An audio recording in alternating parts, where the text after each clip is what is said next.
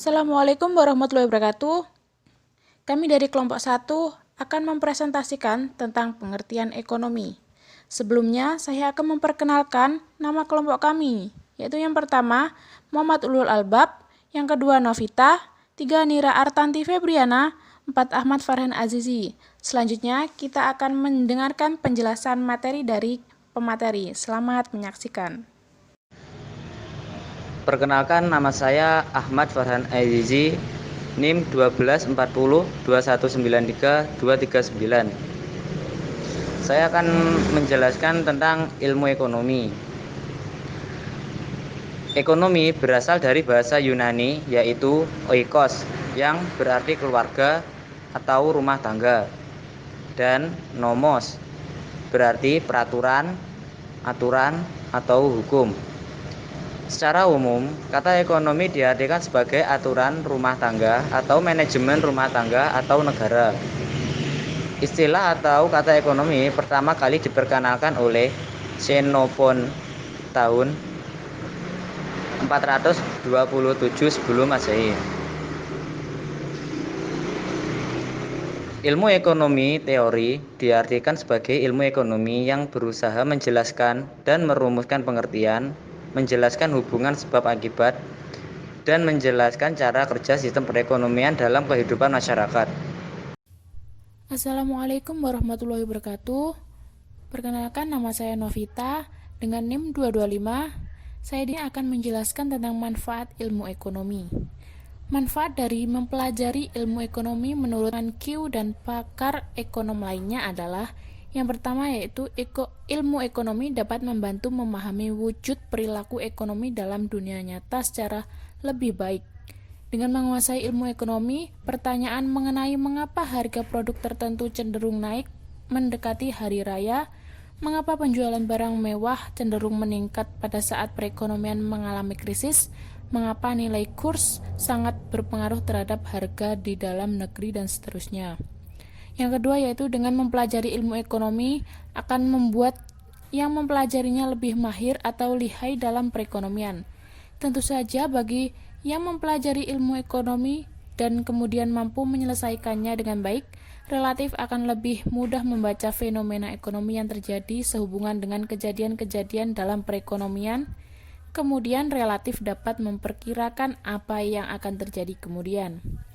Yang ketiga, yaitu dengan menguasai ilmu ekonomi, maka akan memberikan pemahaman atas potensi dan keterbatasan kebijakan ekonomi. Bagi yang tidak mengetahui dan menguasai ilmu ekonomi, umumnya terkadang terlalu a priori. Maksudnya adalah hanya memiliki pengetahuan sebelum bertemu dengan pengalaman, tapi sudah memiliki asumsi dan akhirnya mengambil kesimpulan a priori terhadap suatu kebijakan pembangunan ekonomi, atau bahkan terlalu optimis dan cenderung menyalahkan.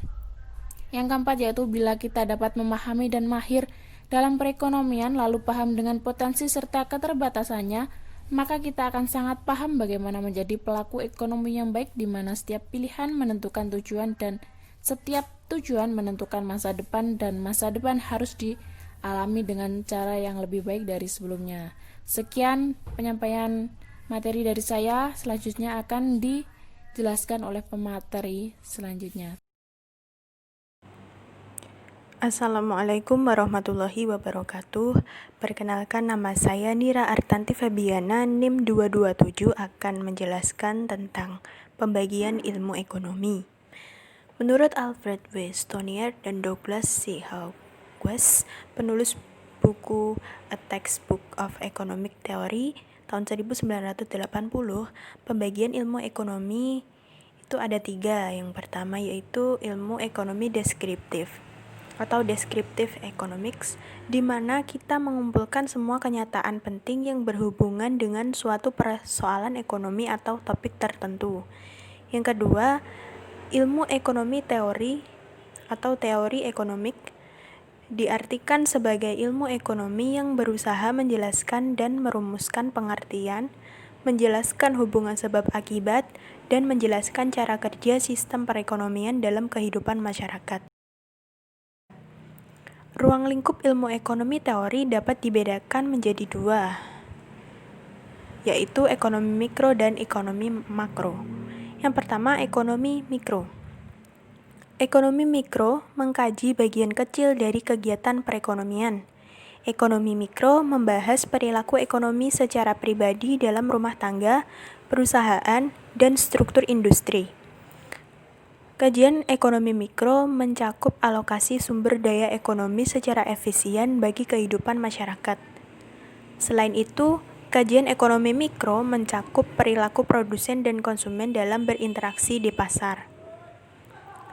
Analisis ekonomi mikro dapat disajikan dalam 3 teori yang dikemukakan oleh pakar ekonomi klasik. Ketiga teori ekonomi mikro yaitu sebagai berikut. Yang pertama, teori harga. Mengkaji pembentukan harga akibat interaksi permintaan dan penawaran di pasar barang dan atau jasa. Yang kedua, teori produksi. Mengkaji masalah yang berkaitan dengan produksi, yaitu biaya produksi, tingkat produksi yang paling menguntungkan bagi produsen, serta kombinasi faktor-faktor produksi yang digunakan dalam proses produksi agar memperoleh keuntungan yang sebesar-besarnya. Yang ketiga, teori distribusi.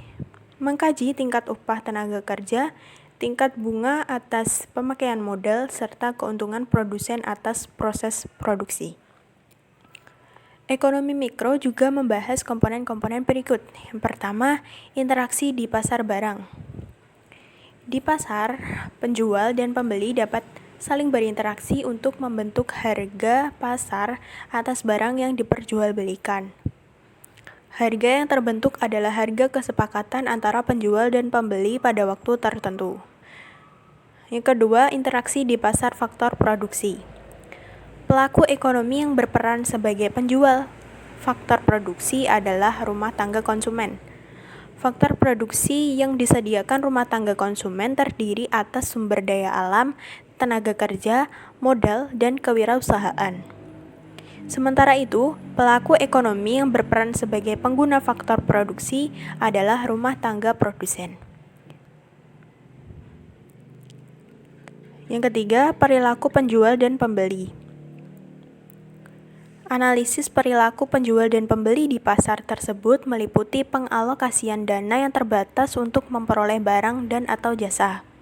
Dari sisi penjual, analisis ekonomi mikro mengkaji upaya penjual dalam menetapkan harga jual yang paling menguntungkan. Dalam analisis ini, ekonomi mikro didasarkan pada asumsi berikut. Yang A, penjual dan pembeli melakukan kegiatan ekonomi secara rasional. Yang B, pembeli berusaha mencapai kepuasan optimal dengan dana terbatas. Yang C, penjual berusaha memperoleh keuntungan sebesar-besarnya dengan pengorbanan tertentu. Sekian dari saya.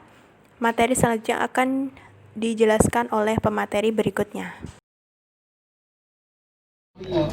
Assalamualaikum warahmatullahi wabarakatuh. Sini saya akan menjelaskan tentang ekonomi makro. Ekonomi makro menganalisis kegiatan perekonomian yang bersifat luas dan tidak memperhatikan kegiatan ekonomi dalam unit-unit kecil. Sudut pandang ekonomi makro berbeda dengan ekonomi mikro, meskipun ekonomi mikro dapat mempengaruhi kajian ekonomi makro. Ekonomi makro mempelajari kekuatan dan kecenderungan yang mempengaruhi kondisi perekonomian secara keseluruhan. Ekonomi makro digunakan untuk menganalisis tindakan terbaik untuk memenuhi target. Kebijakan seperti itu, pertumbuhan ekonomi, stabilitas harga, tenaga kerja, dan pencapaian keseimbangan neraca. Dari deskripsi tersebut akan diketahui komponen yang dibahas dalam ekonomi makro. Yang pertama adalah pemanfaatan sumber daya ekonomi. Yang kedua adalah stabilitas ekonomi negara. Yang ketiga adalah inflasi. Yang keempat adalah pertumbuhan ekonomi. Yang kelima adalah ekonomi internasional. Yang keenam adalah neraca pembayaran internasional. Yang ketujuh nilai kurs mata uang. Yang kedelapan peredaran uang dalam masyarakat. Ilmu ekonomi terapan, di mana kita menggunakan kerangka pengertian dan area analisis ekonomi teori untuk merumuskan kebijakan pedoman atau standar yang tepat untuk mengatasi masalah ekonomi tertentu. Jadi lebih praktis dengan menerapkan pengertian ekonomi pada bidang-bidang atau masalah-masalah tertentu.